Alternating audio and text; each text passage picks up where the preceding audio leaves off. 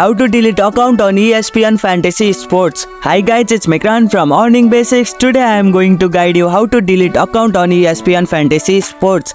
Deleting account on ESPN Fantasy Sports is quite easy. So without any delay, let's start the video.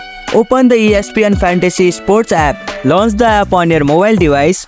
Once you are on the home page, go to settings. Tap on the gear icon which is located at the top right corner. Account information. In the setting menu, scroll down until you find the account information option. Once you find it, tap on it. Navigate to account deletion. In the ESPN account information section, look for an option labeled related to account delete. This is where you can delete your account. Then tap on delete account. Confirm deleting process. ESPN may provide additional warning about losing access to all ESPN related services including fantasy sports. Confirm that you want to proceed with the delete process. And here you go, it's done. If you liked our video, press the thumbs up and share button. If you have any question, comment down below and don't forget to subscribe the channel for more tutorials.